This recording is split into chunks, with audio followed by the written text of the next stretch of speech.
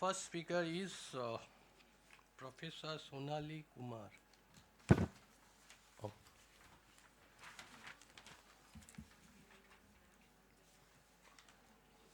Oh. Very good afternoon to all of you.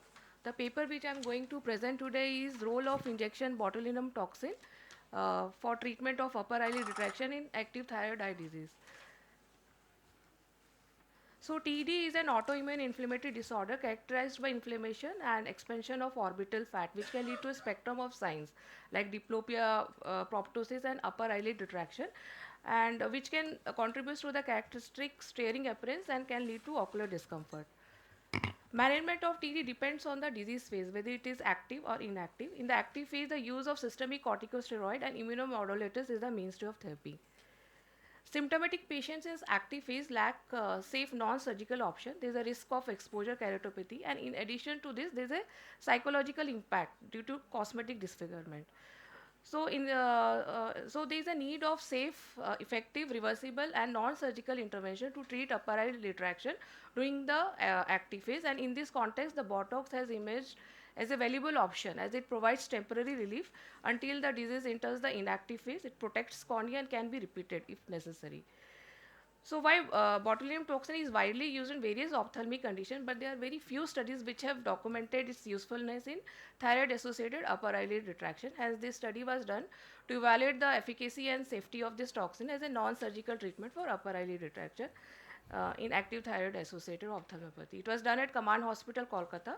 It was a prospective interventional study. It was done for 3 months, and patients diagnosed with active thyroid-associated ophthalmopathy and who were more than 18 years were included, and patients with inactive phase were excluded. So 30 patients were recruited. Detailed history and examination was done. Thyroid eye disease activity was assessed using the clinical activity score. Ocular surface evaluation was done using the Schirmer and tear breakup time test, and corneal integrity was assessed using the fluorescence staining. Thyroid function tests were obtained, and all patients received anti-thyroid medication and IV methylprednisolone for 12 weeks as per YOGO guidelines. So we used the botulinum toxin type A of 50 units, which was reconstituted with a normal saline or 2 ml normal saline to achieve a concentration of 2.5 unit per 0.1 ml. So injection was given under aseptic precaution using a protective eye shield. 5 unit was injected at the central part of the superior tarsal border, and additional injections were given on the medial and the lateral side depending upon the degree of the upper eyelid retraction. So all patients were followed for 1 week, 1 month and 3 months post injection. Primary outcome measures were change in upper eyelid position, and secondary outcome measures were subjective symptom improvement scores and occurrence of adverse effects. So mean age of the study population was 47 years. There were 21 female and 9 male patients. 26 had a bilateral and 4 had a unilateral presentation. Mean clinical activity score was around 4, and duration of the disease was around 10 months. Smoking history was found in 6 months, and all were euthyroid at the time of presentation. So both MRD1 and vertical palpebral fissure height showed significant improvement at the end of 1 month, indicating the early effectiveness of the therapy. However, by the end of 3 months, there was a partial decline in the effectiveness as there was a recurrence of the upper eyelid retraction and associated symptoms. So in the similar fashion, subjective symptom score also improved at the end of 1 month as there was a relief in daily activities and associated symptoms. However, by the end of third month, there was a decline in symptom relief as they started complaining of eyelid discomfort. So overall complication in the study were less. The ptosis was found in 4 patients, hematoma in 3 and diplopia in 1 patient. So all adverse effects resolved within 4 to 6 weeks after injection. So these are the photographs of few patients who received this therapy and showed good response to this intervention. So our study demonstrated that a single transcutaneous injection of botulinum toxin effectively reduced the upper eye retraction in patients with active thyroid eye disease, and studies finding were in alignment with various international studies which also reported like botulinum toxin provides a temporary relief in the symptoms until the surgery is feasible. So the strength of the study, it is the first study from our region which has evaluated the role of this toxin in active thyroid eye disease patient. It focused exclusively on upper eye retraction during the active phase. It demonstrated the safety and efficacy as a bridging therapy before the disease stabilizes, and results were comparable with international studies. The limitation of this study was a small sample size. It was a single center study, and the follow-up duration was short. Since the botulinum toxin provides a temporary effect, so multiple injections may be required. So this was not studied in detail, and we did not include a control group for direct comparison. To conclude, botulinum toxin offers a safe, effective, and minimally invasive strategy for managing upper eyelid retraction, and the treatment's temporary and reversible nature aligns well with the unpredictable trajectory of active thyroid eye disease. These are my references. Thank you. Very nice presentation. So, yeah, in active thyroid disease is only retraction in upper eyelid or lower eyelid also? No, only like patients who has active In thyroid. active thyroid disease, when the Randall's curve, is it only upper eyelid retraction or both eyelid retraction? You are putting botulinum toxin only in upper eyelid. Only for upper eyelid retraction. Lower eyelid is not retracted. No, we didn't include. It is in inclusion criteria in your study. Yes, we specifically mentioned कि upper eyelid retraction only. The patient with upper eyelid retraction in active thyroid disease is very important. In active thyroid disease, you give a steroid also We can in this give, we patient. can, But how long this botulinum toxin acts? So, like in our study, we found कि like the peak action we got around 1 week, and maximum effect was at the end of 1 month. But and the effectivity and wand off over a period of 2 to 3 months. So, repetition of injection was required in all the patients. Is there any patient have a proptosis? Yeah, we had a mild proptosis, like it's active disease. Have you measured heart acceptance in all Hurdles patients? Yeah, on all Have the you measured any data here? that was like like in methodology. No, I understand my question. In any thyroid eye disease, lead retraction is there. Have you measured proptosis or all the patients? Yes, sir. We have measured. Data is given here. Data like hurdles was not included. Any question? So how can you give credit to entirely to the botulinum when you are also giving steroids? Yes, ma'am. Like the aim was the study was to how effective is the injection botulinum. We are not saying we are replacing the systemic therapy or any surgical intervention. Then you should have stopped the steroids completely during this 2 months. No, ma'am. As per like yoga guidelines, all the patients receive the 12 weeks off. So we want to see like mainly thing the role of injection botulinum like in upper eyelid retraction there is a wide exposure. So what it does, it reduces the lid aperture. So ocular surface symptoms they are less if you lower the upper eyelid height and all those. So they experience less or we can mitigate the exposure related symptoms. So that was the aim. Cost effectiveness of the the cost is around 10 to 15,000 since it's a government setup like I'm working at a government setup, so it is not an issue at our Actually, in active thyroid disease, there is no surgical intervention required. yeah, it's a contraindicated that I've mentioned. It's contraindicated. So Only there is a decompression You is wait for required when the there is a threat to the optic patient to nerve. chronic phase, then you do everything. Yes, but during that phase, lot of patient, even like if with systemic steroids and all those, inflammatory score decreases all those. But because of the wider lead aperture, that also doesn't go. Have you doing a CAS scoring system here? Yes, thyroid disease like mean clinical activity score was around 4 in all the people.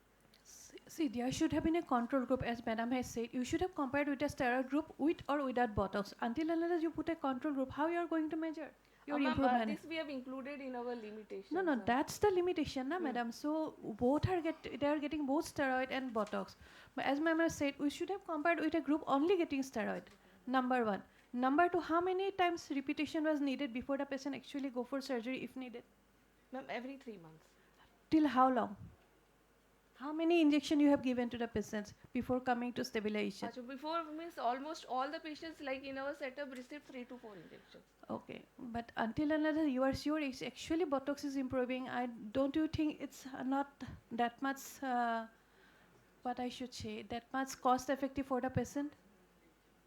Because The it's only thing, ma'am, I've told like lead aperture height decreases. okay. So it enhances the corneal protection, and that can mitigate your all exposure related symptoms. No, that is that the is the aim thing, of the na. study. Yeah, I understand, but that should have been done with the steroid itself.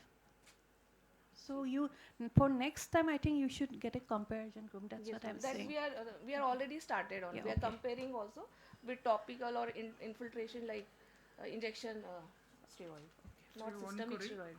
like you mentioned, it is a single injection technique, but you mentioned central one injection and also if it is required for lateral and medial also. Additional, like suppose a lead retractor, But it it depends. cannot be single injection technique in the methodology.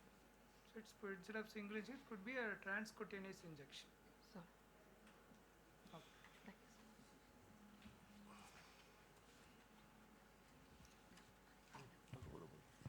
Next, I invite Dr. Harshita Dhal. Dr. Harshita is here. Next, Dr. Ajit Samuel. Dr. Ajit. Harshita has come. Dr. Harshita, are you ready with your presentation?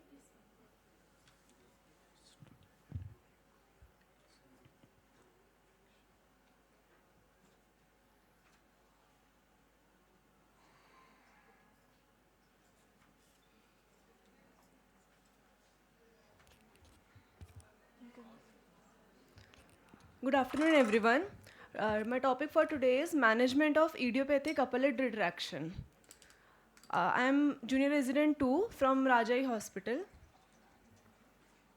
Upper eyelid retraction is a rare ocular symptom characterized by abnormal upward displacement of eyelid from its normal position. Its causes are mostly it's neuromuscular. Most common is Graves' orbitopathy, then seventh nerve palsy, sarcoidosis, dorsal midbrain lesion, which is called Collier sign seen in paranoid syndrome. Mechanical is proptosis, congenital, and idiopathic, which is a rare cause. Idiopathic upper lid retraction is a diagnosis of exclusion. It is a distinct entity and does not appear to change with time. The majority of cases present due to cosmetic blemish. Management can be temporary, which is botulinum toxin, or filler, which is done mostly with hyaluronic acid or autologous fat also. Permanent management is disinsertion or recession of eyelid retractors, LPS and Muller muscle by anterior or posterior approach. But anterior approach, graded full thickness anterior blepharotomy, is simple, safe, effective, easy to learn technique. It has been supposed that the levator muscle fibers extend more anteriorly than usual and that the aponeurosis and orbital septum were particularly well formed as distinct layers. This condition might be due to the dystrophy, hypertrophy, malformation, or aberrant innervation of muscle, aponeurosis, or orbital septum. Aim is to evaluate cosmetic outcome of graded full thickness anterior blepharotomy in idiopathic upper lid retraction. Material and method. Patient of idiopathic upper lid retraction came in our OPD from Feb 17 to Jan 22, included in this study. Asymmetry between both upper lid was 2 to 4 millimeter. It was divided into 3 parts. Mild asymmetry was less than 2 mm, moderate was 2 to 4, and severe more than 4. The operated eyelid retraction was classified into 3 parts. Mild was less than equal to 5 mm, moderate 5 to 7, and severe more than 7. Retraction of upper lid is defined as upper eyelid margin measured from center of pupil to the lid margin. All patients have unilateral significant scleral show, no evidence of lag of thalamus or any other symptoms or sign. In all patients, unilateral surgery was done. Observation period before surgery varies from 3 to 6 months. Inclusion criteria was TFT and routine blood investigation within normal limit. No history of trauma, drugs, facial palsy. No evidence of proptosis, contralateral ptosis, ocular inflammation or infection. Old photograph verified, no evidence of asymmetry. MRI brain within normal limit, symptomless except asymmetry of upper lid. Exclusion criteria was any type of pathology or symptom. Surgical technique, the skin was incised in the relevant portion of the marked crease depending upon upper lid retraction. Subsequent dissection done through the orbicularis oculi muscle performed for the length of the incision. The levator aponeurosis, Muller muscle and conjunctiva were then incised at the superior border of the tarsal plate in the area of greatest retraction, creating a full thickness blepharotomy. The dissection was usually initiated at the junction of lateral and central third of the upper lid. The full thickness blepharotomy was then extended medially and laterally along the superior tarsal border in a graded fashion in unsedated patient. Eyelid symmetry and contour cross-checked in sitting position, primary gaze. Usually, central 4 to 5 mm bridge of conjunctiva leave intact to maintain the central contour of eyelid. In cases with temporal flare, full thickness dissection was performed lateral to the superior crux of lateral canthal ligament. The procedure was completed by a simple skin closure with a continuous 6-0 nylon or 6-0 polypropylene suture. Result: surgery performed on 15 eyelids of 15 patients with an average follow-up of 8 months. 11 were female, 4 were male. Average age of patient was 25 years. 4 patient revision surgery done by posterior approach only. At a mean follow-up of 8 months, 11 had post-op symmetrical eye and 4 had post-op asymmetry, less than 1 mm. No patient had more than 1 mm post-op asymmetry, no complication. This is the pre-op picture of the patient and this is the 1 month post-op picture of the patient. This is pre-op picture of the patient. This is 2-week post-op and this is 2-year post-op image. Then discussion. Surgical treatment for upper eyelid retraction has included numerous procedures including molar muscle recession or excision, anterior or posterior levator recession with or without adjustable suture, marginal myotomy and placement of natural or synthetic spacer grafts. But these surgical techniques require extensive dissection that may contribute to unpredictable outcome. Conclusion is graded full thickness anterior blepharotomy is safe, very effective, simple and single eye surgical technique for patients of asymmetric idiopathic upper lid retraction. This technique neutralizes the sclera show and improve the relative cosmetic outcome of patient. In long-term follow-up, lateral flare is the biggest challenge. Thank you. In your study, how many cases you have done? 15. 15. 15. 1-5. 1-5. What is the mean and standard deviation of the scleral show value in your study that you go for the blepharotomy? You will go through conjunctival approach, no? Yes. Transconjunctival. Transconjunctival approach. What is the mean and standard deviation of Uh, scleral show? if mild is less No, than... no, no. You have a statistics, na? This type of scleral show, I'll do blepharotomy. This type of scleral show, I'll do spacer material. You are not try for the spacer material, anyone, because this is not a thyroid eye disease. Thyroid eye disease is excluded. It's only a cause due to retraction. In how many cases have you measured the scleral show? Is it only in upper lid, no lower lid? No. Only idiopathic upper lid retraction. And is there any cases record? Yes, 4 patient revision surgery was... Because again, if you didn't start, again you come back and take a 4 same patient effect. revision surgery was done. For all the patient we did anterior approach, but for in patients where it recurred, we did posterior approach. No. Your protocol is posterior approach or anterior approach? Anterior approach. So how many cases? 4 cases recurred. Recurred. Mild. Mild. recurrence. So have you planned for any spacer material for Spacer method means fillers. spacer Graft. material? Obviously, if the lid retraction is very high, so blepharotomy don't work. You have to do a spacer material. Lots of spacer materials that we start a spacer material right now, and it's a very good result. Sclera, maybe FKPF we are doing right now. That's a very good result. Okay, any question? What's your study design? Retrospective. Retrospective. In retrospective, that means you have taken from hospital data or you followed up the patient? Because if you have done retrospective, you should have come hospital data or you followed up the patient. No, it was retrospective. We took the hospital data. Okay. Since 2017. Yeah, to 22. I joined second year. What was the refractive error among these patients? Sorry, sir. Refractive status of the eye which has retraction.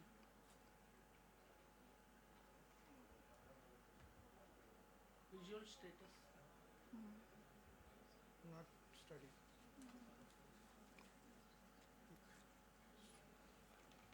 Thank you, sir. Thank you, ma'am.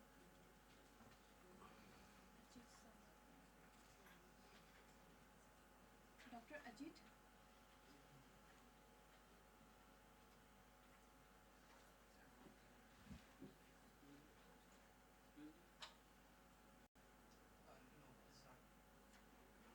I think this contact.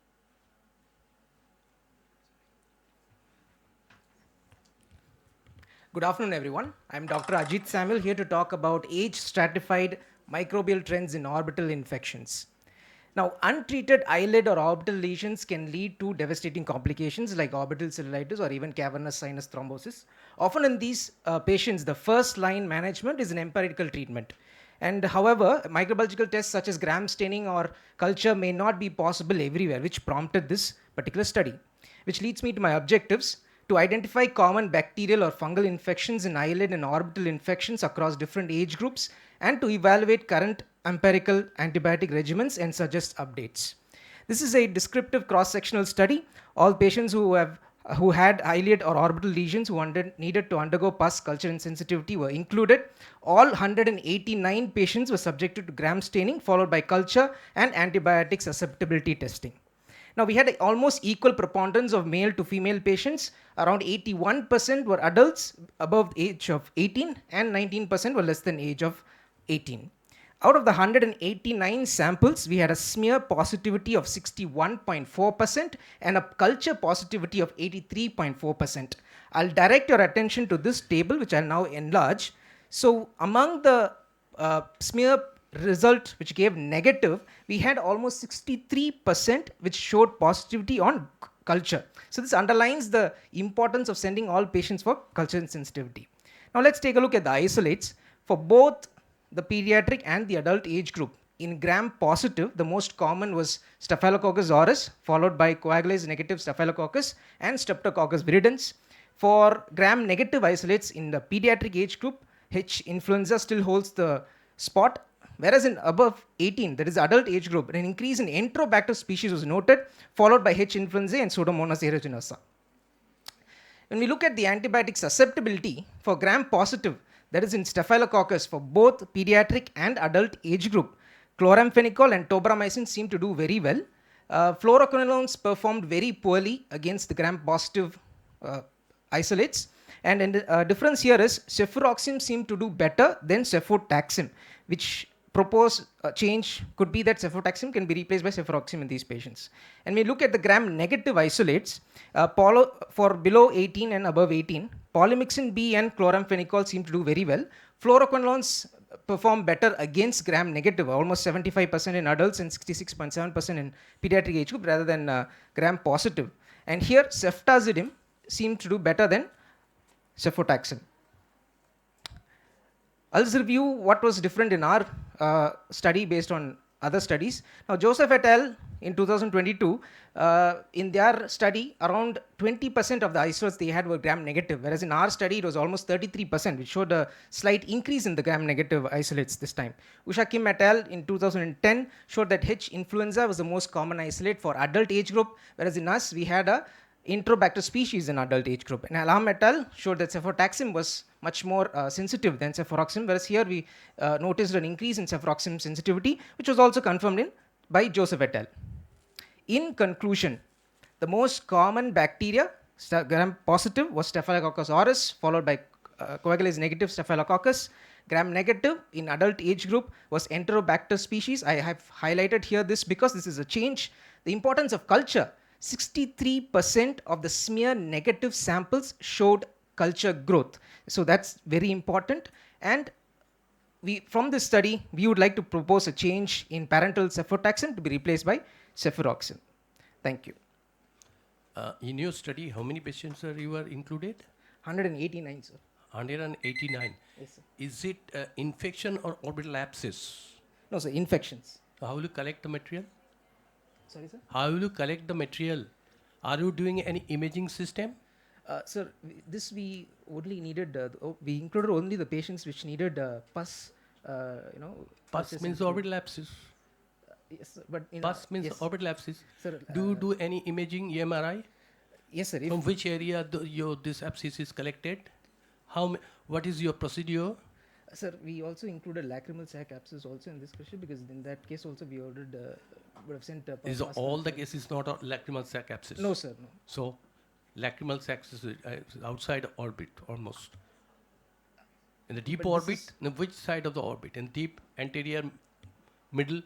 Sir, we did that based on the MRI. After seeing the MRI, are you doing any MRI study there? This was not included. So, what is the criteria for it is a orbital infection? Because you included a sac infection also.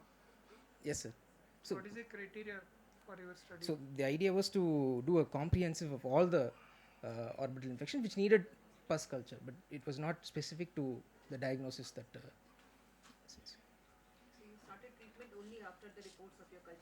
No, ma'am. We started empirical treatment, but so the idea here was to note whether the empirical treatment holds true to the culture and sensitivity pattern. Once you start antibiotic treatment, the value of culture reports. No, ma'am. The sample was taken before the patient was started. We just didn't wait for the sample to come back before starting the treatment. Before starting. Yes. Did you get any methicillin resistance there for yes? Sorry? Methicillin resistance there for yes. Did you get any case? Yes, ma'am. We did. You have to include it because these are very important these days. Okay. Yes. And then, We did receive MRSA, but it was very small. okay, what is the sensitivity of this organism? Vancomycin was 100%. Should have been included. Yes. What is your youngest patient? Was 11, ma'am. 11 months. Yes. 11 years old. This is your youngest patient is 11 For this particular study, that was yes, ma'am. This was a prospective study. Yes, ma'am. Thank you. Dr. Manu Saini.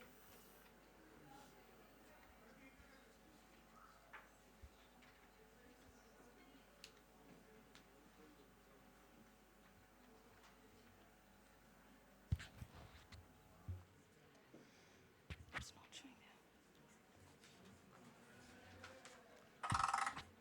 Shall I start? A very good afternoon to all the respected chairpersons and esteemed faculty. I'm going to talk about the clinical and radiological ocular morphometrics in thyroid eye disease. As we know, thyroid eye disease is a complex and potential side-threatening condition characterized by the inflammatory and autoimmune process affecting the orbital tissues. In the literature, most of the studies focus on Graves' disease, emphasizing the differential orbital involvement, that is enlargement of the extraocular muscles or fat expansion. However, thyroid eye disease do occur in hypothyroid and euthyroid individuals as well. Therefore, this study was aimed to evaluate the total orbital volume, preferential orbital fat involvement, predominant fibrotic involvement, and their correlation with the clinical parameters independent of the thyroid status in patients presenting with thyroid eye disease signs. Moreover, it seems that these structural alterations as well as resultant remodeling of the orbital tissue reduce the orbital compliance and alter ocular biomechanical properties that has not been studied yet. So despite recent advances in the volumetric analysis, we wish to use a simplified method that can be readily replicable on the standard scan. Here, MRI was used to measure the volume and inbuilt radiant DICOM viewer system was used to calculate the volume. For example, to calculate the total orbital volume, the area of the interest was traced manually along the anterior surface of the eyeball extending to the medial and the lateral orbital wall, converging at optic foramen. And this calculated area was multiplied by slice thickness to get the volume. Remember, this is an individual volume. To calculate the total orbital volume, we determined by summing all the volumes across slice in T1 weighted axial scans. Similarly, eyeball volume was calculated by outlining the contour of the globe and multiplied by slice thickness. The next step is to calculate the volume of the extraocular muscles that was calculated on T1 weighted coronal images by summing the cross-sectional area in each section and multiplied by plane thickness. But for inferior oblique muscle, sagittal section was used as it is better appreciated, and this determined total volume of the extraocular muscle will serve as a total fibrotic volume. Total fat volume was determined by subtracting the volume of globe, optic nerve, extraocular muscles and lacrimal gland from the total determined orbital volume. And we calculated a reference ratio determined from normal subjects between the muscle volume and fat volume, that is 0.12 to 1.37 for females and 0.08 to 1.70 for males, and ratio exceeds this value indicate a fibrotic predominance of orbit and ratio less than that indicate a fatty predominance. So another additional findings we observed in the study was globe deformation in the form of indentation or deviation of normal spherical contour, typical presenting is a posterior scleral flattening. So in our study, we enrolled 162 eyes from 81 patients with asymmetric thyroid eye disease after excluding the history of eyelid surgery, orbital surgery, periorbital surgery or infection, or on medications affecting the adipogenesis and fibrogenesis. Eyes underwent comprehensive ocular examination including the VISA score, biometric examination that comprises axial length, lens thickness, anterior chamber depth, OCT RNFL, and subfoveal choroidal thickness, and followed by MRI evaluation to calculate the volume. Interestingly, among the recruited eyes, around 90% of the cohort fell in the category of the fatty predominant thyroid eye disease. On comparing the clinical characteristics between the fatty predominant and fibrotic predominant, it's a fibrotic predominant which manifests more severe manifestation as compared to the fatty one. In a cross-sectional study, around 1/3 of the cohort belongs to the euthyroid and hypothyroid status, but none of them shows fibrotic predominancy of orbit. And on comparing the morphometric indices between the two groups, we observed that a fatty predominant thyroid eye disease have greater lens thickness, shallow anterior chamber, and a shorter axial length as compared to the fatty predominant. In our study, we observed a globe deformation predominantly noted in fibrotic predominant thyroid eye disease. However, regression analysis failed to identify any association between these morphometric indices and globe deformation. So in our study, wide range of participants demonstrated fatty infiltration that is prevalent across all the age group, and that challenges a conventional belief that these fatty degeneration was more predominant or more prevalent in older age group. Further, this fibrotic thyroid eye disease is associated with the hypertrophy of extraocular muscles with structural changes influencing the posterior segment of the globe near the muscle insertion. They exert compressive effect along the visual axis, and that is contributing to the increased axial length and deeper anterior chamber. And this elongation may contribute to the thinning of the choroid. So in nutshell, these proliferative retrobulbar tissues exert anterior pressure on the globe, simultaneously elongating the rectus muscle, as the contractile force of extraocular muscle is directly proportional to the axial length. So we speculate that this increased posterior pull might be responsible for mechanical deformation or alteration in ocular biometrics. And we believe that our study provides an avenue for the selection of the treatment targeted therapy, use of novel biologics that result in the paradigm shift in thyroid eye disease management, fostering more effective and personalized therapeutic strategy. Thank you for patiently listening. Good study. My question is, in thyroid eye disease, everybody knows the volume is increased. Yes, sir. In your study, how clinically patient can help? So actually, we differentiated the thyroid eye disease between the two groups, fatty predominant and fibrotic predominant. So we believe if we target the fatty predominant thyroid eye disease as per their fat, so they would be better benefited in terms of resolution and proptosis and the sequelae of lid retraction and so on. Lid retraction is not there. Lid retraction due to fibrosis. So when the two volume is increased, so you have to do fraud or you have to do a board. These two surgery can relieve the patient. So is there any assessment that this your measurement helps amount of fat to be removed, fat removable orbital? Actually, it could be a next step for us to carry forward, because in this part of the cross-sectional, we evaluated and fatty and correlated Lots the of clinical statistics parameters. here. I don't know, this is statistics, but the ultimate outcome is the patient relief. Management. Patient relief. Thyroid is a very bad disease, I think. I have exhausted with the thyroid problem, you know. So, I don't know how much you can tell it.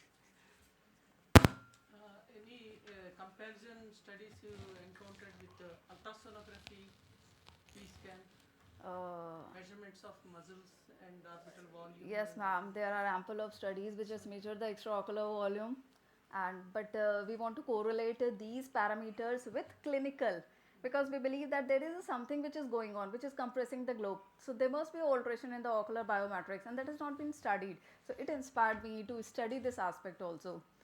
There is a going on, there is something which is culprit behind these changes. Actually, every surgeon is thinking for a volume reduction.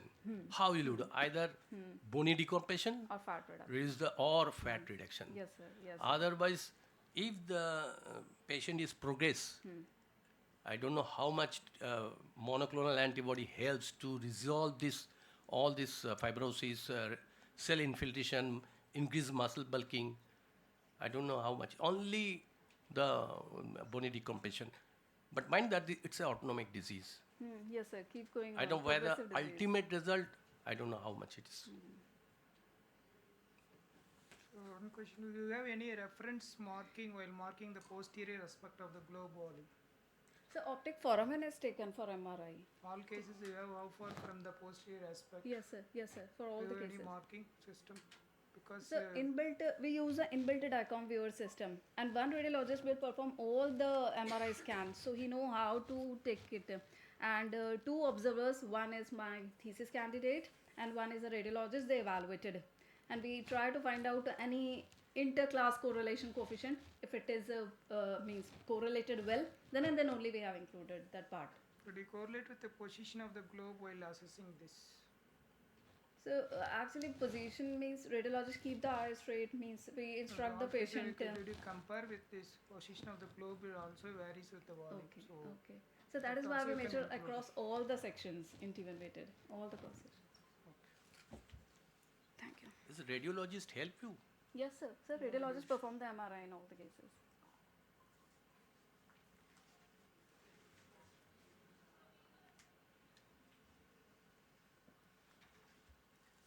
Next author is Professor Neelam Patkar.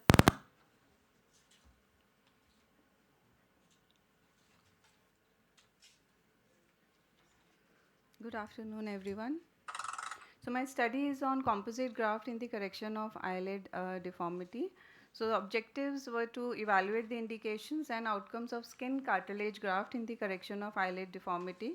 This was a retrospective study where adult patients with eyelid deformity who underwent anterior and posterior lamellar reconstruction using this skin cartilage graft from the ear were recruited. So the surgery was a full thickness ICAT was given. The cartilage graft was placed around 5 to 6 mm from the eyelid margin or from the colobomatous edge to avoid ocular surface irritation.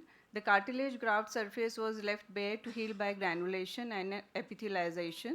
The host orbicularis muscle was raised as a hammock flap 8 to 10 mm width and sandwiched between the skin and the cartilage graft harvested from the scapha of ear. A bandage contact lens was placed and analysis was done. So this is the video in a case with a lower lid retraction with ectropion, where the procedure was done. So lower lid tightening, as you can see, there is shortening of the overall lid. So this required augmentation of both anterior and posterior lamellae. Here I am isolating the orbicularis to create a hammock flap. Now this is 5 mm away from the posterior lamella, the cut which was given. Then the stay suture was passed laterally. Then the posterior lamellar defect was measured for slight overcorrection and the anterior lamellar defect. Going to the ear, the skin was harvested, debulked, and then the scapha of the ear, the cartilage was obtained on an average 22 millimeter in length. And then it was on table, you can see there is no ear deformity. Then coming back to the host side, the additional sutures were also given for the lid support. And then the ear cartilage was placed. This is the suturing with the posterior lamella. And after that, this hammock of the orbicularis, which was mobilized from the surrounding area, this was then sutured to create a good vascularized bed for the skin graft to heal, and then it was glued. The fibrin glue was used in all of these cases. And so the size of the cartilage on an average was 7.6 mm in vertical height and horizontal around 22 millimeters, and skin in vertical dimension was around 12 millimeters, horizontal around 27. So most of the patients were adult males, and the commonest etiology was thermochemical. And if you see the severity of the deformity, Two main deformities required this procedure. One was ectropion, the other one was coloboma. Associated retraction or scleral show, as we can say, and lag of thalamus was there in all these 15 patients. And when we followed up till 6 months, the severity came down to mild in 3 out of 8 patients with ectropion, in coloboma 3 out of 7, and retraction and lag of thalamus also reduced significantly. These are some pre and post. This is a patient on your left hand side. You can see upper lid shallow coloboma, and the post-op 6 months follow-up you can see where the skin cartilage graft was placed. This is another patient with moderate coloboma, and the procedure was done. Slight overcorrection, but there was a fistula, as you can see, which was repaired. So this was also taken care of. This is another patient with a deep coloboma, as you can see. So here also the procedure was done, and long-term follow-up, mild lid deformity is there, but overall he was happy. This is another patient pre and post. This patient, the surgery which I had shown pre and post. So the complication, none of the patients had graft necrosis or dislodgement. 3 patients were not satisfied because of bulky lid. Pyogenic granuloma was seen in 4 patients, eyelid fistula in 1 patient. No cartilage associated ocular surface abnormalities were seen. 2 patients had ear deformity. So this sandwich technique was started by Nogel, but this was finally labeled as sandwich technique by Paradin and Bosch, where he used full thickness eyelid tissue. And then later on it was published by me in 2022 in 4 patients as a novel use of auricular skin cartilage graft using this technique.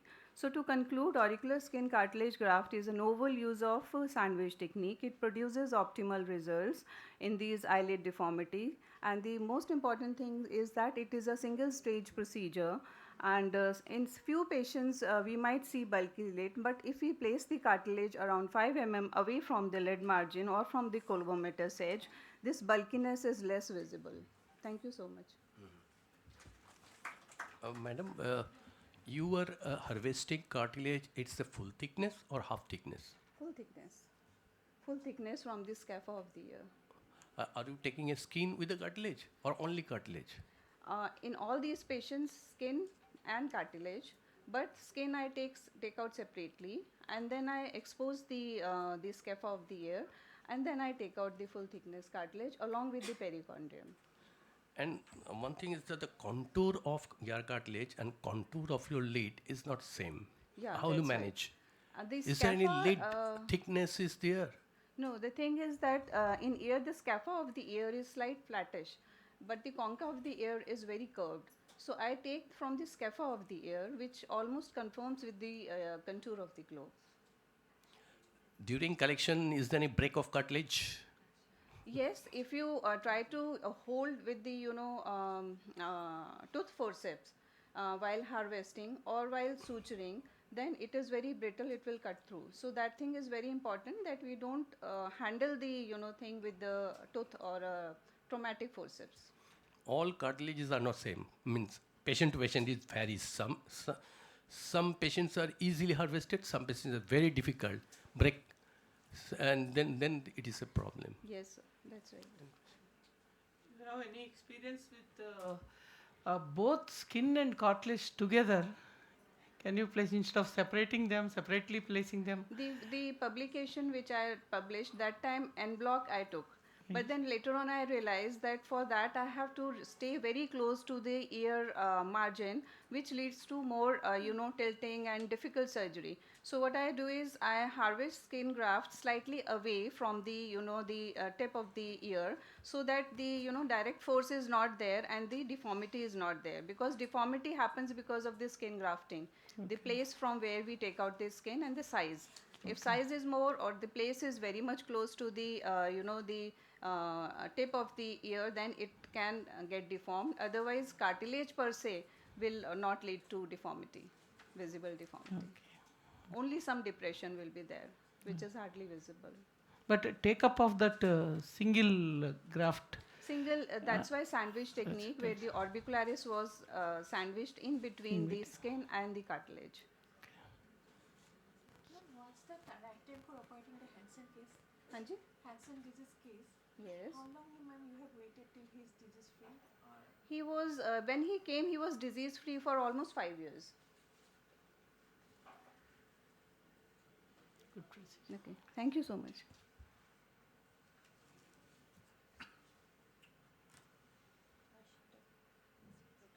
Dr. Aishwarya. Dr. Aishwarya.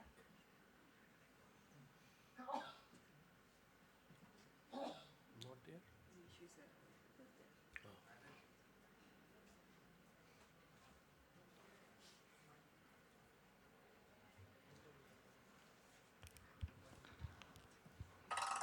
A very good evening to one and all present here. So I am Dr. Aishwarya. I am here to present on my topic, enhanced reproducibility of Hertel's proptosis measurements using slit lamp mounted exomount. So proptosis measurements is very important for diagnosing orbital diseases. So Hertel's exophthalmometry is one of the methods used for this purposes. But while taking reading, there can be variations due to two factors. So one is due to patient-related factors, that is due to incorrect head posture, head tilt, or being photophobic to light. And other is doctor-related factors, mainly because of instrument handling, the doctor's experience level, parallax error, etc. So in order to avoid this, exomount, a slit lamp mounted holder, was invented to reduce this variability. So the aim and objective of this study was to assess the feasibility and preliminary measurement variability of slit lamp mounted exomount and compare it with the conventional method for Hertel's exophthalmometry. So it was basically a prospective comparative pilot study conducted in the Department of Orbit for a duration of 3 months, and patients requiring proptosis measurements were included in this study. So around 20 patients were included. So this is the device. So this is the exomount with the Hertels being mounted to it, and it is being attached to the slit lamp. So similar to an applanation tonometer, you can remove it whenever the reading is complete. And the slit lamp light itself can be used for taking the reading. So hereby the instrument is stabilized and the examiner is hands-free to take the reading. So basically, by conventional method and by using exomount, trainee and consultant took 3 readings each for each patient. So around 12 readings for one eye. So the inclusion criteria were adults from 18 to 75 years of age who were cooperative for slit lamp examination with no significant orbital deformity. And the exclusion criteria were those with severe ocular motility restriction, as they will not be able to fixate like those with squint, corneal or lid abnormalities, and patients with prior orbital surgery, patients with acute inflammation like orbital cellulitis, and patients with pseudoproptosis like those with myopia. So A scan was done in order to exclude this population, and enophthalmos are those with orbital wall fractures. So coming to the results of the study, so the main age group was from 19 to 64 years of age, 55% were males and 45% were females. The most common ocular presentation was protrusion of the eyeball. The most common diagnosis was thyroid eye disease, followed by orbital tumors, inflammatory pseudotumor, and keratoderocavernous fistula. So intra-observer variability. So that is variations in the readings taken by the same examiner. So the intra-class coefficient was close to 1, indicating that most of the readings were consistent. The examiner experience and the device type did not alter this, and they were statistically significant. Coming to inter-observer variability, so the conventional method showed an intra-class coefficient of 0.79. So this indicates the consistency in the readings taken between the trainee and the consultant. And when we compare exomount's value of 0.94 with the conventional method, it was found that using exomount, the consistency in the readings between the trainee and the consultant were superior compared to the conventional method, and it was statistically significant. So coming to the Bland-Altman plot, it showed a very small mean difference of minus 0.14, indicating that there was no systematic bias, and 95% of the values were arranged between 2.04 to minus 2.32, and all the values were arranged close to the mean, and they did not follow a particular pattern, indicating there was no proportional bias in this study. So in reliability, we found that both the methods had a very good intra-observer consistency. So both the methods are highly repeatable even when performed by the same examiner and were statistically significant. And exomount had a superior inter-observer agreement when compared to the conventional method, indicating that by stabilizing the instrument, we were able to obtain consistent readings between the trainee and the consultant. So its exomount significantly reduces observer-dependent variability. An agreement between the methods showed that there was minimal systematic error, good agreement across the measurement range, with differences likely represent due to clinical variability. So to conclude, exo-mount is feasible in routine clinical practice. It has an excellent inter-observer reliability, superior inter-observer agreement over the manual method, and minimal systematic bias. So it is especially useful in thyroid eye disease follow-up, in training environments, standardized research setting, in pediatric patients where children are not cooperative, and patients with movement disorder like Parkinson's, as they can mount the head in the slit lamp and readings can be taken. So to conclude, I would say that exo-mount improves the reliability by reducing footplate misalignment, parallax error, and positioning variability. It enhances consistency without altering true measurement accuracy. It is a low-cost, feasible tool that reduces examiner-dependent variability and supports standardization. Thank you. Your technique is arterial exophthalmography fit in the slit lamp. Yes, sir. Like it's fitted to the exo-mount and then fitted on the slit lamp. Now, how will you fit in the outer canthus? And how will you see? It's uniocular or binocular? It's like the patient will put it on the slit lamp, sir. No. Answer my question. Yes, sir. How will you fit outer canthus? It can be moved, sir. Like when we move And the slit how lamp you forward. measure the arterial exo? There's a red line is there, na? Yes, sir. Then the summit of the cornea is fit. How will it's seen by uniocularly or binocularly? This is my question. Uniocular.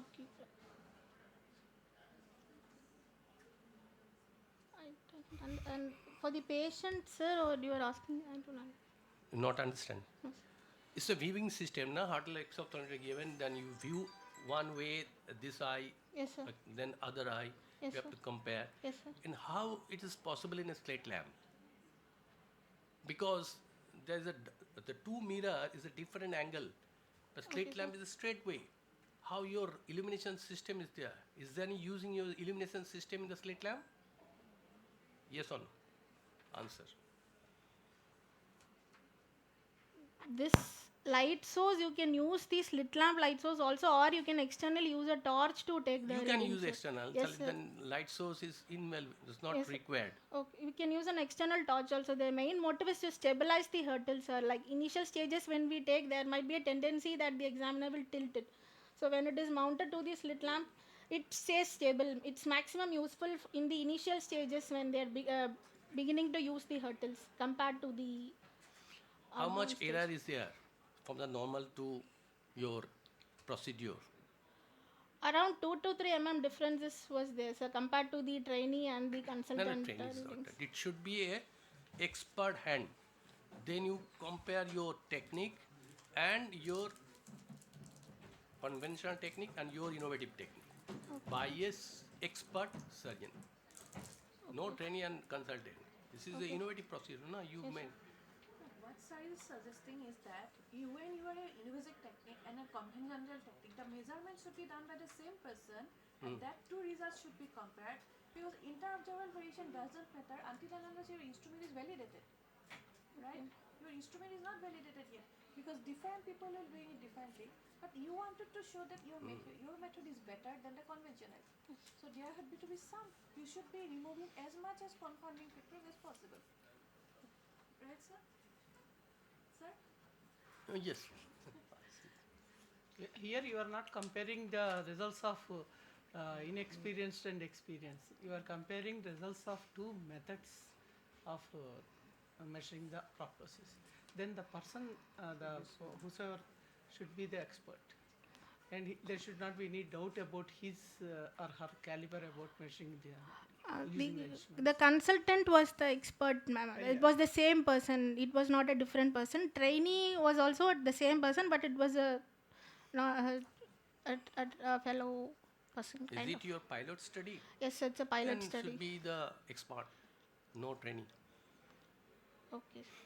If you want to use the 2%, 2% should be a consultant only, not one trainee, one consultant. That is the take home. Okay, sir. Because you are observing a new technique, Yes, so it sir. should be expert in that particular field. Okay, sir. So this is to mainly to identify is there any inter-observer variability in a new technique also. Okay, sir. Thank you. Next. Next speaker is Dr. Swati Kumari.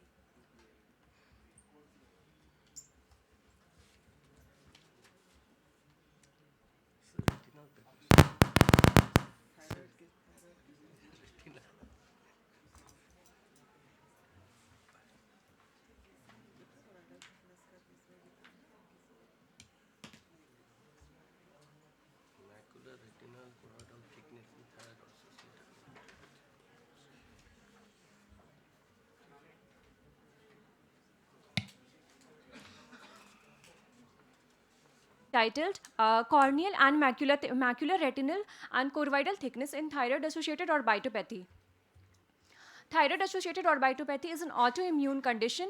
It is one of the frequent complications in patients with hyperthyroidism, which occurs in 25 to 50% cases of Graves' disease, but can occur in hypothyroid and euthyroid patients also. It has an active inflammatory and chronic fibrotic phase, which may accompany visual function decrement. Various risk factors have been proposed, including positive family history, smoking, older age, female gender, hyperthyroidism treatment. Coming to pathogenesis of this thyroid optic neuropathy, various factors have been implicated. Immunological trigger, where IGF-1 anti-TSH receptor antibody cause activation of orbital fibroblast. Various tissue changes occur, leading to fibroblast proliferation, adipogenesis, increased high hyaluronic acid production, causing extraocular muscle enlargement and orbital fat expansion. Mechanical effect leading to orbital apex crowding, orbital compartment syndrome. Axonal and vascular effect leading to optic nerve ischemia and structural damage causing axonal loss, mainly macular ganglion cell fibers. Aim of my study was to evaluate macular thickness profile in patient with thyroid-associated orbitopathy compared to healthy subjects. It was a hospital-based cross-sectional study conducted at Regional Institute of Ophthalmology, RIMS, Ranchi. Over one year duration, 55 cases were taken, out of which 40 patients having thyroid-associated ophthalmopathy, they were compared with 15 healthy individuals. Muir's clinical activity score system was used to assess the activity of disease. On first examination, it includes 7 items, including spontaneous orbital pain, gaze-evoked orbital pain, eyelid swelling, eyelid erythema, conjunctival redness, chemosis, and inflammation of caruncle or plica. Each item is rated as 1 if positive or 0. A total score of 3 or more considered as an active disease based upon the CAS score. In the first examination, patients were divided into 2 groups, one having score less than 3 and those having score more than or equal to 3. All patients underwent the following ocular examination: best corrected visual acuity, slit lamp biomicroscopy, Goldman applanation tonometry, and complete fundus examination using 20D lens after pupil dilatation. Following imaging modalities were performed for all participants at baseline: macular OCT, enhanced depth imaging OCT of macula to measure subfoveal choroidal thickness, and OptoView glaucoma protocol was employed to measure the macular ganglion cell complex thickness. These were my inclusion and exclusion criteria. Coming to result part, out of 55 cases, 40 patients were having thyroid-associated orbitopathy. They were compared with 15 healthy individuals, all patients with euthyroid. At first examination, 31 out of 40 patients were found to having a clinical activity score of less than 3, and 9 out of 40 had a score more than 3. And the given table shows the distribution among male and female, and it can be seen more number of females are having the severity score more than or equal to 3. In our study, we analyzed the data from right eye of each participant. Central choroidal thickness, from the given table it can be seen that central choroidal thickness was found to be significantly higher in patients with thyroid-associated orbitopathy compared to healthy subjects. The mean ganglion cell complex in patients group was lower than the control, but this difference was not found to be significant. Coming to discussion, increased intraorbital pressure and increased extraocular volume can potentially lead to optic neuropathy. Various studies have reported the optic nerve function may be affected before the clinical complaint of vision loss. And detection of the onset of optic nerve damage can help to prevent significant vision loss. Our results showed a significantly higher central choroidal thickness in patients with thyroid-associated orbitopathy compared to healthy subjects, which is compatible with previous studies. Central choroidal thickness is significantly higher in patients with clinical activity score more than equal to 3 compared with those having less than 3 at first examination.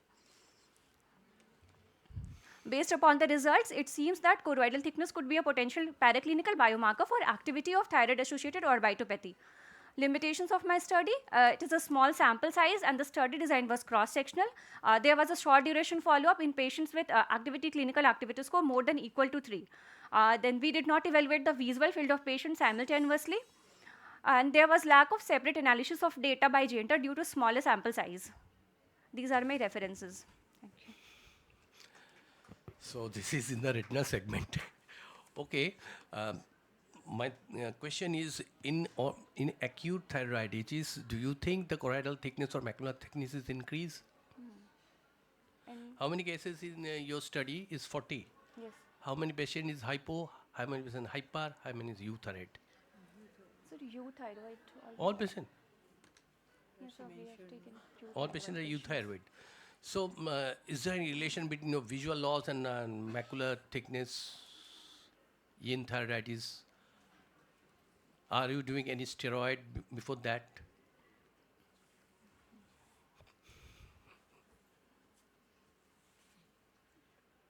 Is there any association of treatment with the choroidal thickness or macular thickness changes? We have not seen that relation. So what statistical method you use, because your control and the other group is different number. So what is a specific statistical test you included in this case? Number.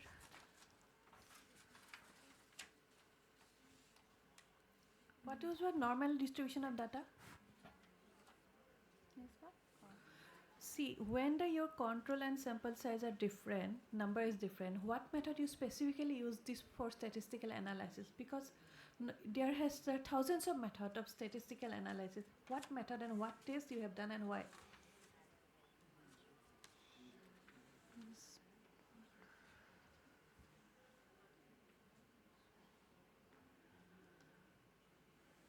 You compared with what with what? Here is heading, it's written macular, retinal and choroidal thickness in thyroid. Is the comparison between macular or the choroidal or what exactly? Not understanding what exactly it is. Yes, sir, with normal individuals. Subject should be in both the group, should be same, no? Age, gender and Numbers. Yes. that's what 40 madam is and asking. Any 40 and specific 40. criteria 40 is given? Why the control group is only 50?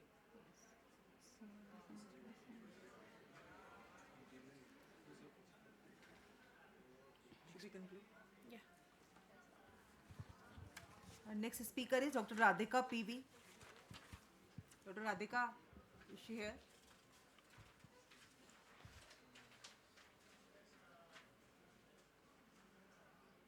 No. Dr. Hari Ram Oja.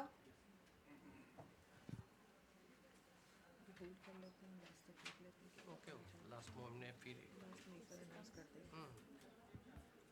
maybe other 830.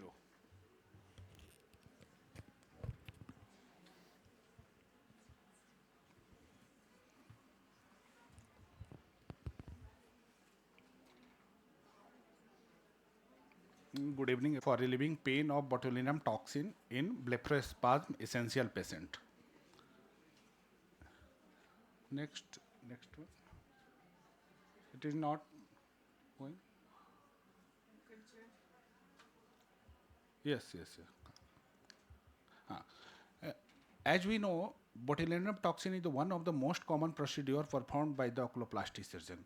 But pain during injection leads to the negative patient experience, prolongs the time of therapy, and ultimately reduces the therapeutic effect. And patients also go lama, and patients are not coming back for the botulinum treatment. So multiple methods are trying. We are trying, or clinicians are trying for the analgesic effects of the botulinum toxin. Among these, most one is the surface anesthesia, local anesthesia, and nerve block is the most common one. But all has some flaws. First one is the surface anesthesia. Most of the peoples we are using the surface anesthesia. We are putting the Xylocaine, 1% lidocaine for the 30 minutes. Then we are going for the botulinum toxin. But problem is surface anesthesia is the limited drug absorption, shallow anesthesia level. Again, patients are complaining we have the lots of the pain. And pain level is very different level of the pain in the every patient. And again, after that, local anesthesia be better anesthesize, but local anesthesia is problem with local anesthesia is the dose required is the higher volume of the anesthesia, Xylocaine is required. That results in the swelling and deformation of the tissue, and that decreases the botulinum toxin effects. Then nerve block. In the traditional nerve block technique, anesthesia are injected into the peripheral nerve trunk at a single point to anesthetize the area innervated by the nerve. That avoids the swelling and deformation of the tissue caused by the local anesthesia, reducing the amount of the anesthesia and deep grade of the anesthesia also. So that we have planned the retrospective comparative study to compare the level of the pain during the injection of botulinum toxin in nerve block technique and surface anesthesia in the BEV patient. Pain is compared by the visual analog score and duration of injection by the subjective questionnaire by the each patient. Material and method. 30% of the BEB have given injection botulinum toxin 2.5 international unit per 0.1 ml at mark site once by applying surface anesthesia for the 30 minutes and next time in the same patient after 3-point nerve block. Our first point is the globular midpoint. That is decided by the putting the horizontal line along the supraorbital margin, and the another one is the vertical point of the forehead midpoint. At its intersection is the globular midpoint. Second and third point is the both side of the cheek insertion point, that we are decided by the putting the vertical line along the lateral canthus, and horizontal line is the 0.5 centimeter below the lacrimal groove. We are sketching the horizontal line, and its intersection is the lateral left and right cheek insertion point. Cheek insertion point blocks the infraorbital nerve, and this globular midpoint blocks the bilateral supraorbital and supraorbital nerve. This is the short video what we are doing for the marking the points and giving the injection along point. At the intersection of both these lines and go obliquely and inject 0.3 ml injection again in this side also. In the upper part, just like the superior orbital margin, we take the midpoint of the superior orbital margin and first of all go at the midpoint of the superior orbital margin, vertically inject mild injection. Then we go parallel along this line at the farthest point and inject 0.2 ml injection at this site. Slowly come out at the same point. And again, here also go this side also, use the 0.2 ml injection.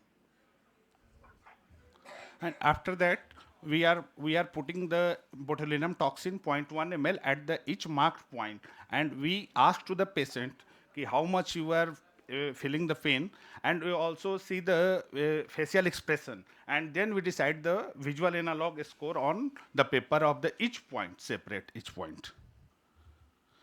And result was in the 3-point nerve block were significantly lower at the all site compared to the surface anesthesia, except the frontotemporal and the lateral canthus site. Effective duration of the therapeutic effect of injection is almost same. Conclusion: 3-point nerve block has more effective analgesic effect at the majority of injection site, except frontotemporal and lateral canthus, without affecting duration of the injection. Thank you. During your nerve block, how many prick you are given? 3. 3. One glabella is sufficient enough for periocular area both sides? Yeah, both sides. We are going this side, first of all the right side, and the same, we turn the injection needle towards the other side. We are not removing the needle. Are you using adrenaline with? Yes, dilokin with adrenaline. With hyaluronidase? No. No. So, do you think this? How can you check your nerve block is perfect? Just asking to the patient and facial asking to the patient. Yes. It's a sensory block, na? No. Asking to the patient and facial expression. Then visual analog score we decide. Mild nerve pain, block is not a motor block. It's a sensory block. Yes. What do you think? sensory. Then how can you test the sensory block? Sensory block, the patient are telling, I am feeling the pain, I am this much. Actually, when you showed that video, yes, patient was absolutely still, not even blinking or moving the eyes when you are giving anesthetic injection. You can touch the same skin. effect can be without anesthetic also we can get. Yeah, we are getting, we are getting, that is the anesthesia and pain level is the different. Sometimes if some patients are very much feeling pain, even giving the surface anesthesia also, they are telling, I will not able to tolerate this injection next time. And they are going to our Lama. No, that you have to motivate patient is the very system. intolerant patient. These are the Doing system injections I will is give never- you, and your We are motivating, sir.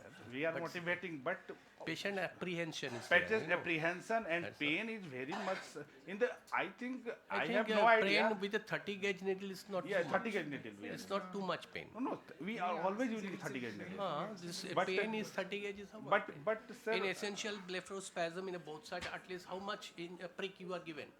essential blepharospasm approximately 10 to 12. 10 to 12. But it is not covered up to this lower area.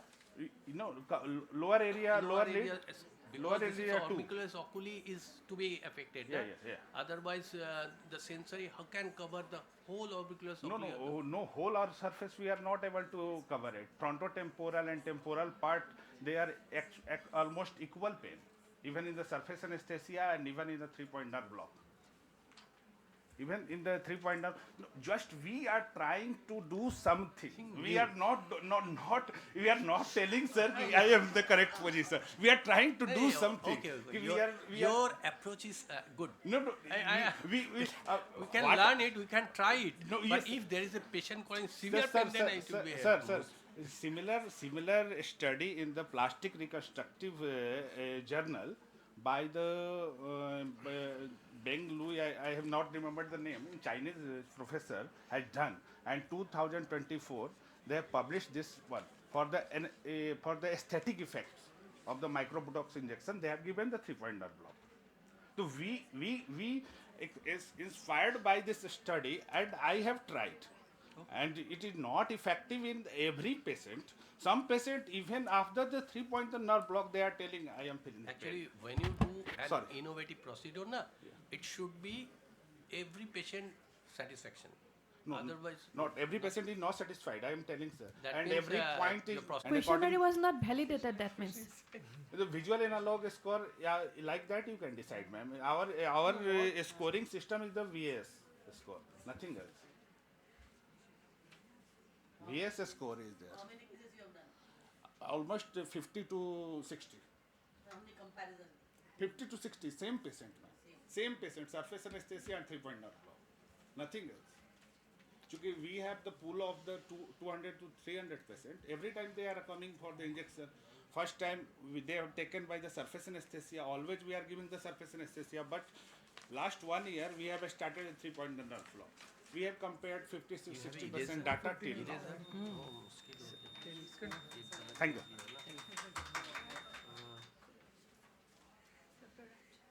Dr. Raj Suryas Nata.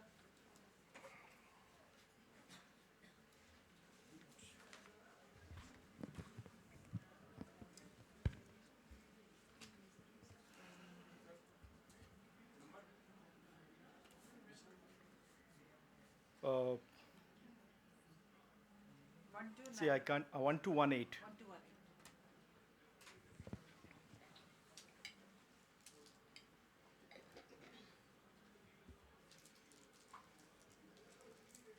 Can I click and go ahead? Thank you. A very good afternoon to you all. I'm going to speak about interocular lid symmetry complex index. Now, whenever we talk about eyelid, the slides are not moving. So whenever we talk about blepharotosis, it's always most of the time about eyelid height, and it is not about eyelid contour. And essentially, when you do just a simple search words, you will see much number more about margin reflex distance as a outcome measure. I think there is something wrong here. It's not moving. I don't see the slides here. So am I supposed to? Every team.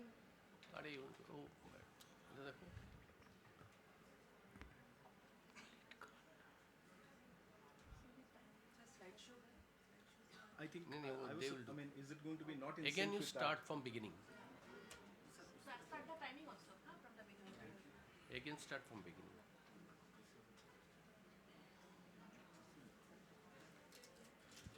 Thank you. So, now the slides are not there. Yeah. Okay, very good afternoon. I'm going to talk about, is the timer there 2 seconds going to be? 2 seconds deducted. Okay. Thank you. So I'm going to talk about blepharotosis and about an index which looks about the eyelid symmetry index, and that's about eyelid contour. When we talk about, when we have patients of blepharotosis, almost every time we talk about margin reflex distress and not the eyelid contour. And that was the gap in the literature that we wanted to address. We wanted to evaluate if image J-based interocular lid symmetry index, ILSI, can be used as an objective measure for upper eyelid contour symmetry in unilateral blepharotosis patients. Now, this was a study design that was retrospective. We had 49 participants. We had 17 normal volunteers and 32 patients. This was approved by the ethics committee of the institute. On the inclusion criteria, we were taking patients who had severe unilateral ptosis in the last decade. All of them were post-operative, had good high-resolution pictures, and had at least 6 weeks of follow-up. We also had a group of normal volunteers who were representative of age and gender with no obvious eye asymmetry and eye surgery. These were the exclusion criteria. Now, on the ILSI, it was measured with the ImageJ software, which is NIH, free and open source, and we took the horizontal corneal diameter as 11.5 as the standard. At the bottom, you see how it was calculated. It was the right eye nasal mean divided by the left eye nasal mean plus the right eye temporal and the left eye temporal divided by 2. That was what was ILSI. And the horizontal meridian passed to the lateral canthus. And this picture shows it all, meaning that the horizontal meridian was not at the pupillary center. It was passing to the lateral canthus of both eyes. That's how one postoperative result of one eye, the other eye or the fellow eye acted as an internal control. And this was the nasal, temporal. Then we wanted to compare the objective parameter, which was in our case ILSI, with 5 masked assessors or raters, so that we have a subjective outcome of how the postoperative contour symmetry looks like. And in that raters, we had 3 doctors. They were all eye doctors, one photographer, and an allied health personnel. This was the demography of the 2 groups. In the normal volunteers, the mean age was about 21 years, and in blepharotosis, it was about 35. And in all, we had 27 males and 22 females. We first found what was the ILSI in normal volunteers. And this came out to be between 0.83 to 1.09 at the bottom. And we took 2 standard deviations to assess what is going to be taken as normal, and anything beyond is outlier. This picture shows it, that the top picture actually has a ILSI of 0.72, which is taken as abnormal, and the more symmetric at the bottom is a 1 score of ILSI. But what we tried to we wanted to find the agreement between the subjective and the objective. And the statistical method used was a Fleece-Kappa statistics to find between the 2. Anything more than 0.61 to 0.8 is substantial, and 0.81 to 1 is almost perfect agreement. This is what the ILSI versus individual doctors, photographers, and others. And there was a reasonable agreement. But on the statistics front, I'll talk about that in the next slide. But I wanted to show the ILSI. And here in a picture, the left top is normal. On the right top is actually a perfect symmetry, and the score is very well within 1.06. In the bottom one, there is a little bit of a contour issue, and that's 1.16, which is beyond. And the right one clearly shows an abnormal ILSI. We found what was the comparison between objective, which is ILSI, with the masked raters. And for many doctors and the photographer, we found a very good agreement between the objective and the subjective. We then moved on to do only for the group of patients between objective ILSI and masked raters. And we found the Fleece-Kappa score was 0.75, and it even went to all rater of 0.93, which was very good. Just to try out how did it do with the eyelid height, which was the central 90 degree we had measured, we found the agreement between eyelid height and masked raters, and the Fleece-Kappa was not good at all. Basically saying that ILSI is a singular open source and gives excellent results and alignment of the eyelid contour. And this was matched with the subjective raters who were masked. Essentially, what we did was an ImageJ based. This has been done before. But what was unique was the singular score. the fact that it is open source derived, not commercial MATLABs, and the fact that it can easily be used for clinical audits and for clinical research. Thank you. Actually, your study is fully depends upon imaging system? Yes. So image J, the first inclusion... Image J or JPEG is the same? Not at all. Image J is a software which is open source.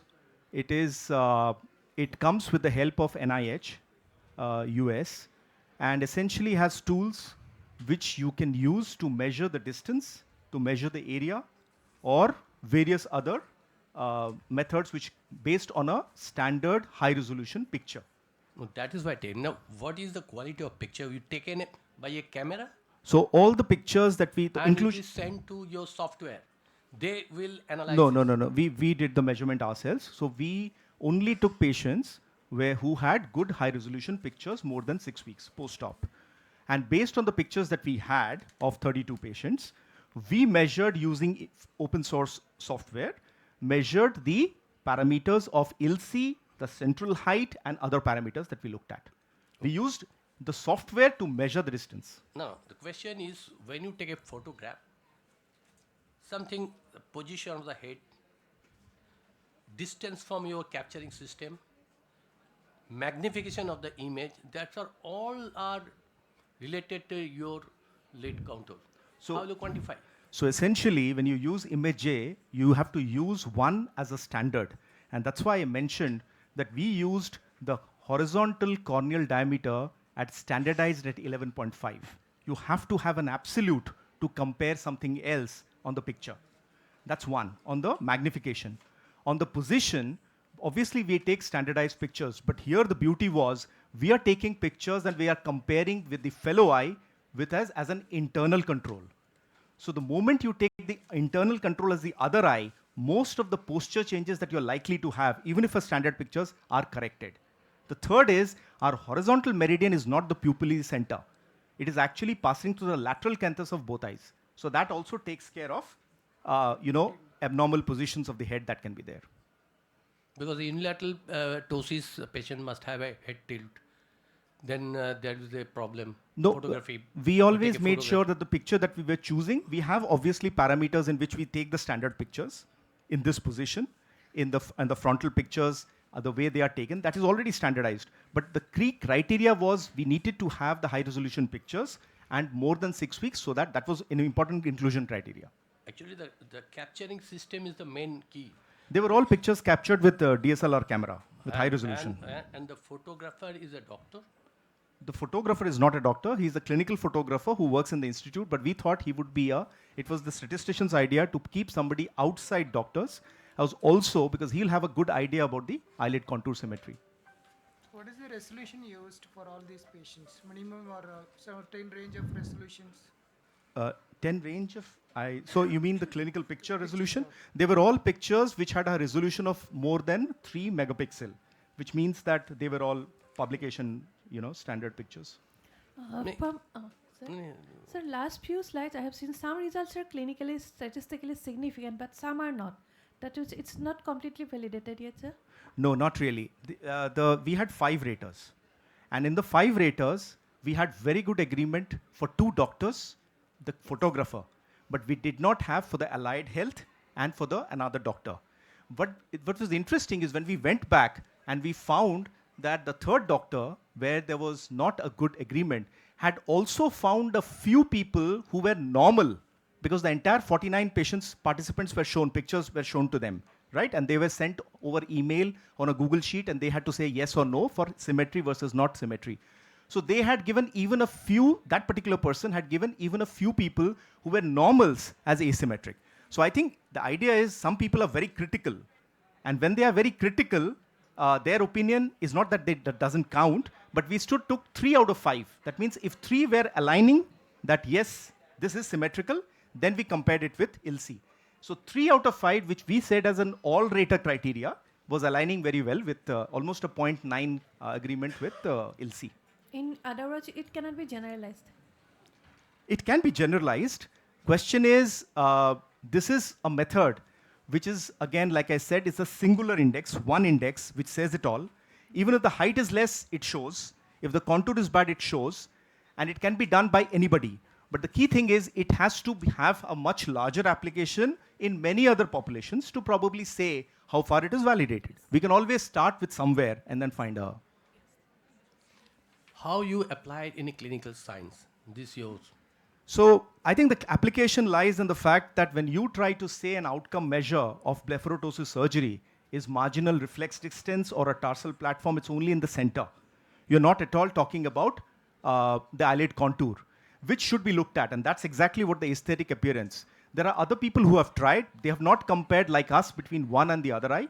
They have tried. They have looked at the medial, radial distances from and similar things. But they have a lot depended upon MATLABs, which is a commercial software. And it's a far complex. We feel that when you're looking at a clinical audit to really see how your results are coming, ILSI works out very well.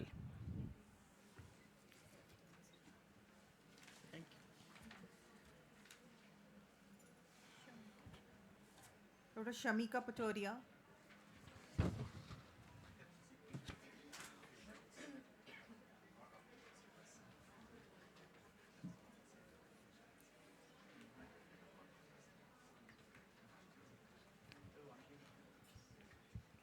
My paper is FP 2229.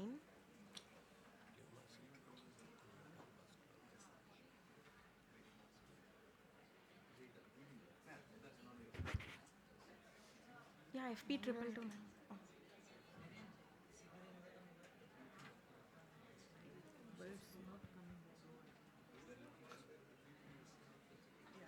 Oh. Good afternoon, respected judges and chairpersons. Today I, Dr. Shamika Patoria, am going to present my study titled Beyond Excision, Intralesional Bleomycin for Conjunctival Vascular Malformations, a retrospective interventional study.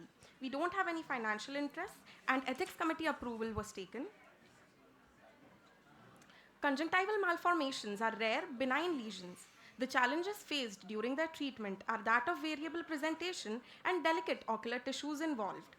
Bleomycin is a sclerosing agent. It is an anti-neoplastic antibiotic with sclerosing properties, used in various vascular anomalies, and is a minimally invasive treatment option. Our study objective was to evaluate the outcomes of bleomycin sclerotherapy in conjunctival vascular malformations to assess efficacy, safety, and long-term sustainability. Ours is a retrospective study spanning from May 2017 to August 2023. We included clinically diagnosed conjunctival vascular malformation patients along with patients who refused surgical intervention.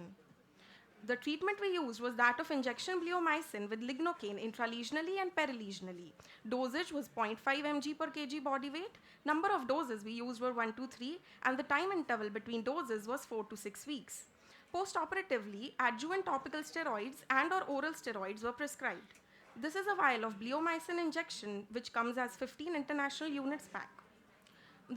In methodology, we studied the demographics, laterality. A detailed ophthalmic examination, including pre- and post-procedure fundus examination was done. Presentation and treatment was studied, along with outcomes which are divided into complete, partial, and no resolution. Out of our 16 patients, the mean age was found to be 30 plus minus 20 years, ranging from 3 to 60 years. Female preponderance was noted, and there was equal affection between the right and left eye. The most prominent clinical presentation was that of a conjunctival mass seen in 14 patients, followed by redness and redness with conjunctival mass seen in 1 patient each. The mean duration of presentation was 15 plus minus 16 years, ranging from 1 to 40 years. The most common lesion location was that of inferior, temporal, and medial, followed by inferotemporal, diffuse, and inferonasal. The mean total dosage of bleomycin we used was 19 plus minus 6 international units, and the mean number of injections ranged from 1 to 3. The mean follow-up duration was that of 6 months to 5 years. Complete resolution was seen in 10 patients, which is a majority of 62.5%, followed by partial resolution seen in 6 patients. These are some pre-op and post-last follow-up images of complete resolution seen among our patients. And these are the partial resolution clinical pictures.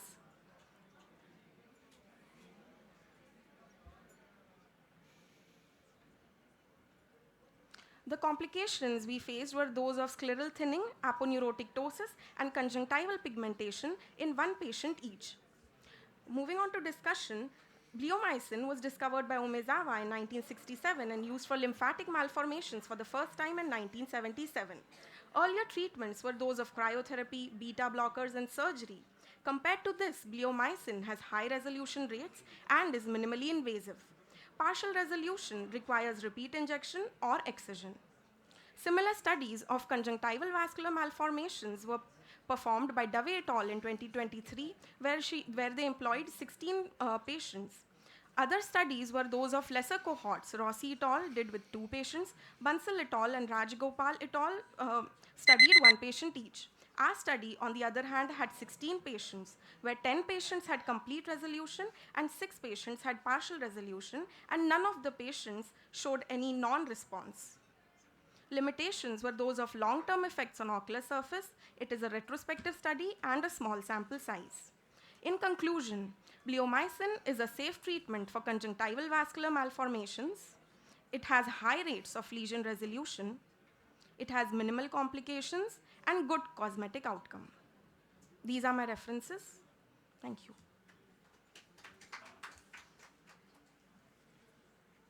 What's the mechanism of action of bleomycin?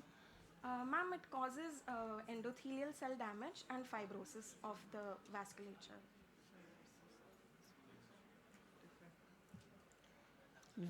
Any one of the patients doesn't have any response at all? No, sir. All of our patients showed response, either complete or partial. So what do you did for the partial resolution? We repeated the injection, sir. We repeated it 3 times, and then when the lesion became comparatively very small, then we left it at that. Is there any recurrence in patients who had complete resolution? No, sir, not during our observation period. What's the duration, observation? Up to 5 years, sir. Next presentation, Dr. Sweetie Dhania. Dr. Sweetie is here.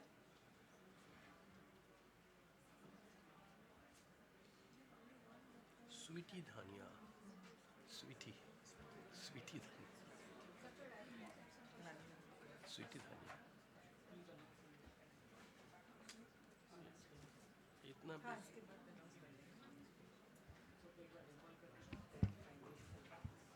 तुम लोग तो time over हो गया बहुत जल्दी We put this slide, man. Slide. There is a Slide. delay in putting. Oh.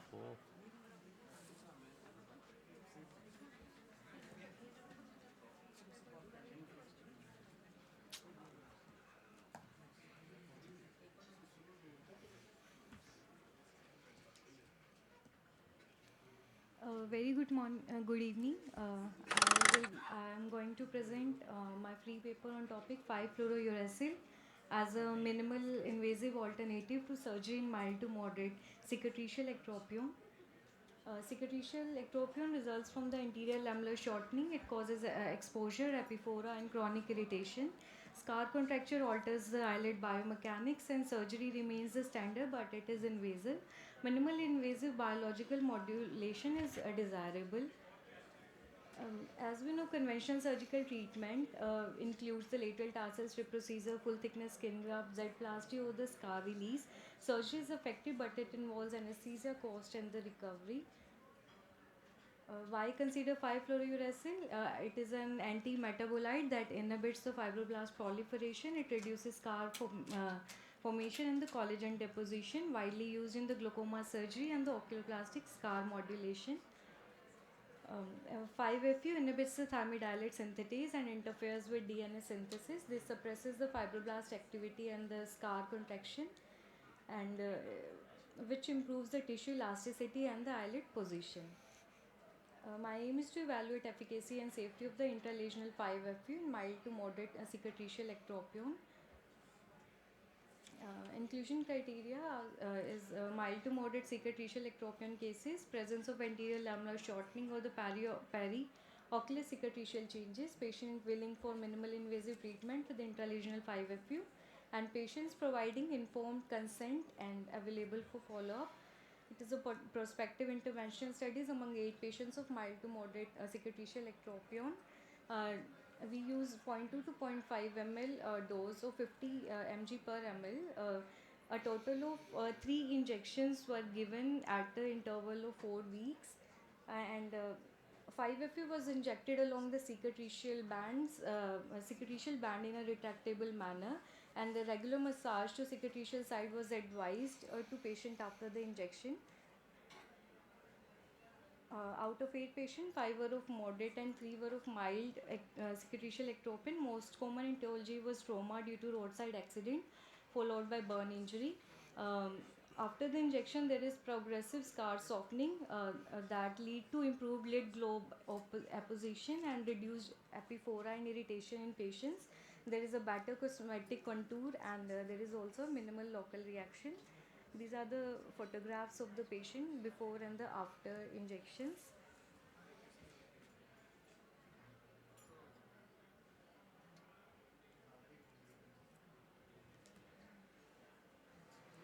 All of our patients showed significant improvement. There is marked lid position correction, and there is symptomatic relief in the majority, and there is minimal transient side effects, and it is a well tolerated OPD procedure.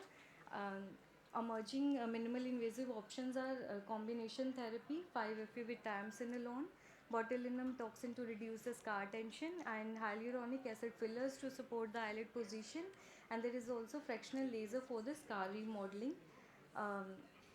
5-FU is effective in selected cases depending on the severity and the duration of injury. It is a safe and minimally invasive procedure, improves the function and the quality of life, may delay or reduce surgery, and it is a promising therapeutic alternative. Thank you. And 5-FU is basically a tissue modulator. Yes, sir. It is an anti-metabolite. But your picture shows the severe retraction of the lid. You know, how can this patient is completely a normal one? 5-FU can soften the scar. Scar means tissue deficiency. Yes, sir. Tissue deficiency means you have to replenish by a tissue. Sir, it's basically depends on the time of the injury to when we are giving the 5-FU. 6 months. Yes, sir. At least. Yes, sir. Then you do a 5-FU and it is vanished. Yes, it's basically Would you prefer modulate the scar, sir. Scar. Then you do a surgery. It's not 5-FU yes, do a sir, if complete yes, removal sir. of a normal eyelid. It is, I don't think it's complete It's normal. a pre-surgical method of softening the Yeah. scar. Then rather you do than- a jetplasty. Yes, This is your case. Z-plasty. And because none of them would have been any cosmetically very happy patients, Yes. because you showed all the results, no? Cosmetically, none of them got the full benefit of. But it's a severe. Okay. Lost. We invite our next speaker, Dr. Ankur Kumar Srivastava. Then I must get up. I thought the next session is started. Sir, wait. I thought next session is started. Wait, madam.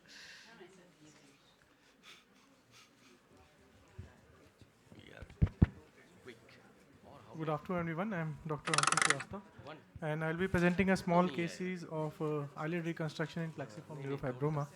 Nothing to disclose financially. So, just a brief introduction. Neurofibromatosis 1 is incidence is 1 in 3,500 live births. Plexiform neurofibroma, it's benign, but it is a locally invasive peripheral nerve sheath tumor. The problem with this this causes diffuse infiltration of the surrounding tissue and lack of a true capsule, and there is a high propensity for recurrence. So it causes various deformities. The surgical goals are twofold: cosmetic rehabilitation and functional improvement. So the management involves a judicious debulking and a complex stage reconstruction. So the aim of this series to delineate the spectrum of the surgical challenges while debulking and to highlight the tailor-made reconstructive techniques. So this was a retrospective review of the cases which presented at our center between June 2024 and 25. The data was retrospectively reviewed for the following findings. We had 3 patients during this tenure. The median age at surgery was 17.7 years and the mean follow-up was 6 months. So apart from lid involvement, mechanical ptosis and the usual cafe olids and list nodules, one of the patient has scoliosis and one of the patient has sphenoid wing dysplasia and associated seizure disorder. Coming to the results, conservative tumor debulking was performed in all the cases. The anterior lamellar reconstruction was done by direct closure in 2 and by the forehead rotational flap in one of the case because of the extensive involvement of neurofibroma. So this is the case 1, this is the pre-op clinical photograph, and this video plays, yes. So after doing the debulking, in this we raised a periosteal flap from the lateral orbital rim, the Frickle flap, and used this flap to reconstruct the posterior lamella. Once that is made, we used the anterior lamella was closed by a direct closure. So after the anterior and posterior lamellar reconstruction, the lateral canthus reconstruction was done. Lateral cantholysis was done initially for the anterior lamellar reconstruction. And this is what it looks like 1 month post-operatively, and this is the functional restoration of the patient. So this is the functional restoration after 1 month in case 1. This is the second case. This patient has a scoliosis. The problem in this patient was there was a defect at the lateral orbital rim, so the same technique of Frickle flap cannot be used in this case, and hence we have to close it by a direct closure. Unfortunately, this patient does not follow it for the stage 2 procedure because there was a lot of challenges with the anesthesia people. This patient has scoliosis and other defects too.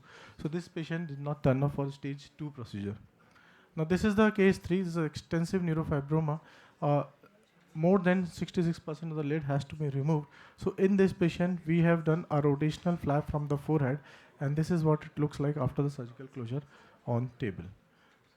And this patient, we are planning a stage 2 procedure. We'll remove this and we'll go for the lid elevation.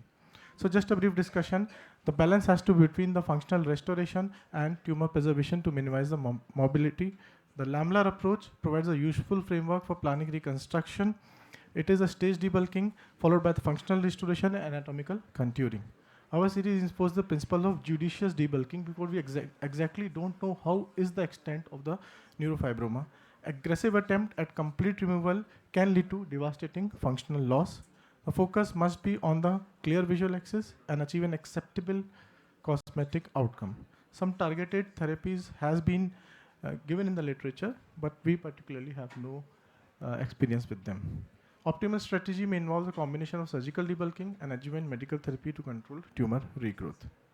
The limitation is just a small case, just three patients, and the follow-up duration is short because we know the neurofibroma can recur years and years after removal. Thus, to conclude, surgical management is a complex and challenging due to infiltration of critical anatomy and high recurrence rate. Success depends upon the judicious tumor debulking and use of robust individualized reconstructive techniques to address the specific functional deficit. Long-term follow-up remains essential due to recurrence potential. These are the differences. Thank you. What was the longest follow? Ma'am, 6 months. That is really short. Really short. In your case, one of the patient, most of the patients are slightly lateral part of the lead is involved. Mostly outer canthus. Outer canthus. So when the lead is half of the lead is involved, then it will be a problem. Then because in neurofibroma plexiform, you have to remove all neurofibromatoous tissue. Otherwise, you cannot survive the lead. Definitely. It so very high. the result is not all the time is good. Yes. So 3 case series okay. Just a beginning. Thank you, sir. Do we have Dr. Radhika PV with us now?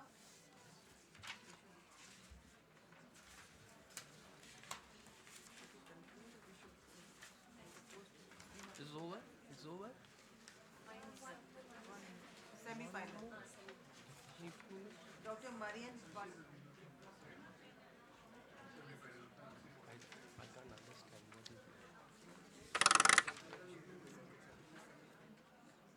Good afternoon, judges.